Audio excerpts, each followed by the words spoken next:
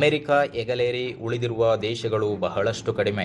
ಯಾವುದೇ ಒಂದು ದೇಶದ ಮೇಲೆ ಕಣ್ಣಿಟ್ಟರೆ ಆ ದೇಶದಲ್ಲಿ ಅರಾಜಕತೆ ಸೃಷ್ಟಿ ಮಾಡಿ ಆಡಳಿತವನ್ನ ಕೆಡವುವುದು ಅಮೆರಿಕದ ಗುರಿ. ಇದನ್ನೆಲ್ಲ ನಾವು ಒಂದೇ ವರ್ಷದಲ್ಲಿ ನೋಡುತ್ತಾ ಇದ್ದೇವೆ. ಕಳೆದ 3 ತಿಂಗಳ ಹಿಂದೆ ವೆನೆಜುವೆಲಾ ದೇಶದ ಪ್ರಧಾನಿಯನ್ನೇ ಬಂಧಿಸಿತ್ತು. ತನ್ನ ಇಚ್ಛೆಯಂತೆಯೇ ಆ ದೇಶದ ತೈಲ ಕಬಳಿಕೆಗೆ ಅಮೆರಿಕ ನಾಂದಿಯನ್ನ ಹಾಡಿದೆ.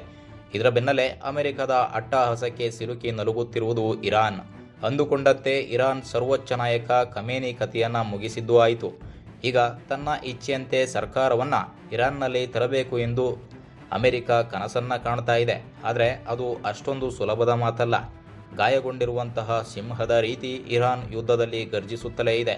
ಇದು ಮುಂದೇನಾಗುತ್ತೋ ಎಂದು ಜಗತ್ತೇ ತಲೆ ಮೇಲೆ ಕೈ ಹೊತ್ತು ಕೂತಿದೆ.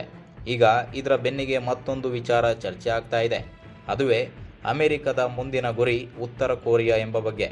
ಉತ್ತರ ಕೊರಿಯಾದಲ್ಲೊಬ್ಬ ಟ್ರಂಪ್ಗಿಂತಲೂ ಡೇಂಜರಸ್ ಆಗಿರುವಂತಹ ದೊರೆ ಇದ್ದಾನೆ. ಅವನ ಸೊಕ್ಕನ್ನು ಅಡಗಿಸುವುದು ಟ್ರಂಪ್ ಅವರ ಮುಂದಿನ ಗುರಿ ಎಂಬ ವಿಚಾರ ಈಗ ತೀವ್ರ ಚರ್ಚೆ ಆಗ್ತಾ ಇದೆ. ಇದು ಸಾಧ್ಯವಾ?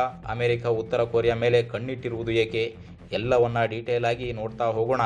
ಅದಕ್ಕೂ ಮುನ್ನ ನೀವು ನಮ್ಮ ಚಾನೆಲ್ ಸಬ್ಸ್ಕ್ರೈಬ್ ಆಗಿಲ್ಲ ಅಂದರೆ ಈ ಕೂಡಲೇ ಸಬ್ಸ್ಕ್ರೈಬ್ ಆಗಿ ಪಕ್ಕದ ಬೆಲ್ ಐಕಾನ್ ಕ್ಲಿಕ್ ಮಾಡಿ.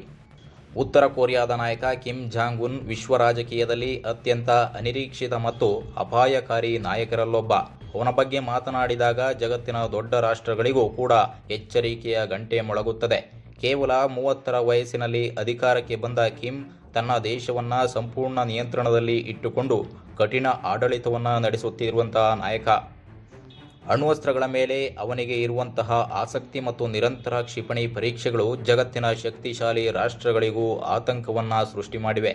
ಅಮೆರಿಕ ಸೇರಿದಂತೆ ಹಲವಾರು ರಾಷ್ಟ್ರಗಳು ಎಚ್ಚರಿಕೆ ನೀಡಿದರೂ ಕಿಮ್ ತನ್ನ ನಿರ್ಧಾರಗಳಿಂದ ಹಿಂದೆ ಸರಿಯುವುದಿಲ್ಲ.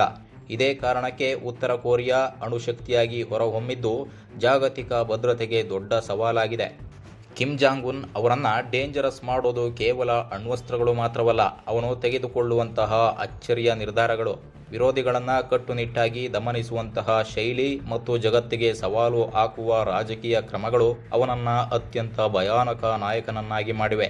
ಅದಕ್ಕಾಗಿಯೇ ಇಂದು ಜಗತ್ತಿನಲ್ಲಿ ಉತ್ತರ ಕೊರಿಯಾದ ಹುಚ್ಚು ನಾಯಕ ಎನ್ನುವ ಬಿರುದು ಸಿಕ್ಕಿದೆ. ಜಾಗತಿಕ ರಾಜಕೀಯದಲ್ಲಿ ಈಗ ಮತ್ತೊಂದು ದೊಡ್ಡ ಪ್ರಶ್ನೆ ಕೇಳಿಬರುತ್ತಿದೆ. ಅಮೆರಿಕದ ಮುಂದಿನ ಗುರಿ ಉತ್ತರ ಕೊರಿಯಾ ಎಂಬ ಬಗ್ಗೆ. ಕೆಲವು ಅಂತಾರಾಷ್ಟ್ರೀಯ ಮಾಧ್ಯಮಗಳಲ್ಲಿ ಈ ಬಗ್ಗೆ ಜೋರಾಗಿ ಚರ್ಚೆ ಆಗ್ತಾ ಇದೆ. ಮಧ್ಯಪ್ರಾಚ್ಯ ಮತ್ತು ಏಷ್ಯಾದ ರಾಜಕೀಯ ತೀವ್ರವಾಗುತ್ತಿರುವ ಸಮಯದಲ್ಲಿ ಯುನೈಟೆಡ್ ಸ್ಟೇಟ್ಸ್ ತನ್ನ ಸೇನಾ ತಂತ್ರಗಳನ್ನು ಮರುಪರಿಶೀಲಿಸುತ್ತಿದೆ ಎಂದು ಅಂತಾರಾಷ್ಟ್ರೀಯ ಮಾಧ್ಯಮಗಳು ವರದಿಯನ್ನು ಮಾಡಿವೆ. ಉತ್ತರ ಕೊರಿಯಾದ ನಾಯಕ ಕಿಮ್ ಜಾಂಗ್ ಉನ್ ಕಳೆದ ಕೆಲವು ವರ್ಷಗಳಿಂದ ನಿರಂತರವಾಗಿ ದೂರ ಪ್ರಯಾಣ ಕ್ಷಿಪಣಿ ಮತ್ತು ಅಣು ಪರೀಕ್ಷೆಗಳನ್ನು ನಡೆಸುತ್ತಲೇ ಬಂದಿದ್ದಾರೆ. ಕೆಲವು ಕ್ಷಿಪಣಿಗಳು ಅಮೆರಿಕ ಭೂಭಾಗಕ್ಕೂ ತಲುಪುವಂತಹ ಸಾಮರ್ಥ್ಯವನ್ನು ಹೊಂದಿವೆ. ಇದರಿಂದ ಮುಂದೊಂದು ದಿನ ಅಮೆರಿಕಾಗೆ ಅಪಾಯ ಕಟ್ಟಿಟ್ಟ ಬುತ್ತಿ. ಹೀಗಾಗಿ ಅಮೆರಿಕ ಉತ್ತರ ಕೊರಿಯಾದ ಮೇಲೆ ಕಣ್ಣನ್ನು ಇಟ್ಟಿದೆ. ಇದೇ ಕಾರಣಕ್ಕೆ ಅಮೆರಿಕ ಸೇನೆ ಆ ಪ್ರದೇಶದಲ್ಲಿ ಸೇನಾ ಅಭ್ಯಾಸಗಳನ್ನು ಹೆಚ್ಚಿಸಿದೆ. ಕೊರಿಯನ್ ಉಪಖಂಡದ ಪ್ರದೇಶದಲ್ಲಿ ಅಮೆರಿಕ ಮತ್ತು ದಕ್ಷಿಣ ಕೊರಿಯಾ ಸೇರಿ ಫ್ರೀಡಮ್ ಶೀಲ್ಡ್ ಎಂಬ ದೊಡ್ಡ ಸೇನಾ ಅಭ್ಯಾಸವನ್ನು ನಡೆಸುತ್ತಿವೆ. ಈ ಕಾರ್ಯಾಚರಣೆಯಲ್ಲಿ ಸಾವಿರಾರು ಸೈನಿಕರು, ಟ್ಯಾಂಕ್ಗಳು, ಯುದ್ಧ ವಿಮಾನಗಳು ಮತ್ತು ಕ್ಷಿಪಣಿ ರಕ್ಷಣಾ ವ್ಯವಸ್ಥೆಗಳು ಭಾಗವಹಿಸುತ್ತಿವೆ. ಇದರ ಮುಖ್ಯ ಉದ್ದೇಶ ಉತ್ತರ ಕೊರಿಯಾದ ಅಣು ಮತ್ತು ಕ್ಷಿಪಣಿ ಬೆದರಿಕೆಗೆ ಎದುರಿಸಲು ಸೇನೆ ಸಿದ್ಧವಾಗಿದೆ ಎಂಬುದನ್ನು ಪರೀಕ್ಷಿಸುವಂಥದ್ದು. ಇನ್ನೊಂದು ಅಚ್ಚರಿಯ ವಿಚಾರ ಏನಂದರೆ, ಈ ಸೇನಾ ಅಭ್ಯಾಸಗಳು ನಡೆಯುತ್ತಿರುವಂತಹ ಸಮಯದಲ್ಲೇ ಉತ್ತರ ಕೊರಿಯಾ ಹಲವು ಬ್ಯಾಲಿಸ್ಟಿಕ್ ಕ್ಷಿಪಣಿಗಳನ್ನು ಸಮುದ್ರದ ಕಡೆಗೆ ಉಡಾಯಿಸಿದೆ. ಇದು ಅಮೆರಿಕ ಮತ್ತು ದಕ್ಷಿಣ ಕೊರಿಯಾದ ಸೇನಾ ಅಭ್ಯಾಸಗಳಿಗೆ ನೀಡಿರುವಂತಹ ನೇರವಾದ ಪ್ರತಿಕ್ರಿಯೆ. ಅಷ್ಟಕ್ಕೂ ಅಮೆರಿಕಾಗೆ ನಾರ್ತ್ ಕೊರಿಯಾ ಅಂದರೆ ಅಷ್ಟೊಂದು ಯಾಕೆ ಸಿಟ್ಟು ಎಂಬುದನ್ನು ನೋಡೋದಾದರೆ ಇದಕ್ಕೆ ಕಾರಣ ಇತ್ತೀಚಿನ ಘಟನೆಗಳಲ್ಲ, ಸುಮಾರು 70 ವರ್ಷಗಳ ಹಿಂದಿನ ಇತಿಹಾಸ. 1950ರಲ್ಲಿ ನಡೆದ ಕೊರಿಯನ್ ವಾರ್ ಸಮಯದಲ್ಲಿ ಉತ್ತರ ಕೊರಿಯಾ ದಕ್ಷಿಣ ಕೊರಿಯಾದ ಮೇಲೆ ದಾಳಿಯನ್ನು ಮಾಡಿತ್ತು. ಆಗ ಯುನೈಟೆಡ್ ಸ್ಟೇಟ್ಸ್ ದಕ್ಷಿಣ ಕೊರಿಯಾ ಪರವಾಗಿ ಯುದ್ಧಕ್ಕೆ ಇಳಿದಿತ್ತು. ಆ ಯುದ್ಧ ಸಂಪೂರ್ಣವಾಗಿ ಮುಗಿದಿಲ್ಲ, ಕೇವಲ ತಾತ್ಕಾಲಿಕ ಒಪ್ಪಂದದಿಂದ ಮಾತ್ರ ನಿಂತಿದೆ. ಇದೇ ಕಾರಣಕ್ಕೆ ಎರಡು ದೇಶಗಳ ನಡುವೆ ಶತ್ರುತ್ವ ಇನ್ನೂ ಮುಂದುವರಿದಿದೆ. ಇದಕ್ಕಿಂತ ದೊಡ್ಡ ಕಾರಣ ಅಣ್ವಸ್ತ್ರಗಳು.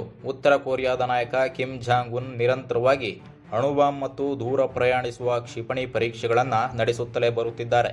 ಈ ಕ್ಷಿಪಣಿಗಳು ಅಮೆರಿಕದ ಮಿತ್ರ ರಾಷ್ಟ್ರಗಳಾದ ದಕ್ಷಿಣ ಕೊರಿಯಾ ಮತ್ತು ಜಪಾನ್ಗೆ ಮಾತ್ರವಲ್ಲ, ಭವಿಷ್ಯದಲ್ಲಿ ಅಮೆರಿಕಾಗೆ ತಲುಪಬಹುದು ಎಂಬ ಭಯವೂ ಇದೆ. ಅದರಲ್ಲೂ ಕಿಮ್ ಜಾಂಗ್ ಉನ್ ಹಲವು ಬಾರಿ ಅಮೆರಿಕವನ್ನು ನೇರವಾಗಿ ಬೆದರಿಸುವಂತಹ ಹೇಳಿಕೆಗಳನ್ನು ನೀಡಿದ್ದಾರೆ. ಈ ಕಾರಣದಿಂದಲೇ ಅಮೆರಿಕ ಮತ್ತು ಉತ್ತರ ಕೊರಿಯಾ ನಡುವೆ ರಾಜಕೀಯ ಒತ್ತಡ ಸದಾ ಹೆಚ್ಚಾಗಿರುತ್ತೆ. ಅಂತೂ ಹೇಳಬೇಕಂದ್ರೆ ಹಳೆಯ ಯುದ್ಧದ ಗಾಯಗಳು, ಅಣ್ವಸ್ತ್ರಗಳ ಶಕ್ತಿ ಮತ್ತು ಕಿಮ್ ಜಾಂಗ್ ಉನ್ ತೆಗೆದುಕೊಳ್ಳುವಂತಹ ಅಚ್ಚರಿಯ ನಿರ್ಧಾರಗಳು, ಈ ಮೂರು ಕಾರಣದಿಂದಲೇ ಅಮೆರಿಕಾಗೆ ಉತ್ತರ ಕೊರಿಯಾ ಅಂದರೆ ಇಂದಿಗೂ ದೊಡ್ಡ ತಲೆನೋವಾಗಿ ಪರಿಣಮಿಸಿದೆ. ಅಷ್ಟಕ್ಕೂ ಅಮೆರಿಕ ನಿಜಕ್ಕೂ ಉತ್ತರ ಕೊರಿಯಾ ಮೇಲೆ ದಾಳಿಯನ್ನ ಮಾಡಲು ಸಾಧ್ಯವೇ ಎಂಬುದರ ಬಗ್ಗೆ ನೋಡೋದಾದರೆ, ಜಗತ್ತಿನ ಅತ್ಯಂತ ಶಕ್ತಿಶಾಲಿ ಸೇನೆಯನ್ನು ಹೊಂದಿರುವ ಯುನೈಟೆಡ್ ಸ್ಟೇಟ್ಸ್ಗೆ ಉತ್ತರ ಕೊರಿಯಾವನ್ನು ಸೇನಾ ಬಲದಿಂದ ಒಡೆದು ಉರುಳಿಸುವಂಥದ್ದು ತಾಂತ್ರಿಕವಾಗಿ ಕಷ್ಟವೇನಲ್ಲ. ಅಮೆರಿಕದ ಬಳಿ ಅತ್ಯಾಧುನಿಕ ಯುದ್ಧ ವಿಮಾನಗಳು, ಕ್ಷಿಪಣಿ ವ್ಯವಸ್ಥೆಗಳು ಮತ್ತು ಸಮುದ್ರ ಸೇನೆಯ ಶಕ್ತಿ ಇದೆ.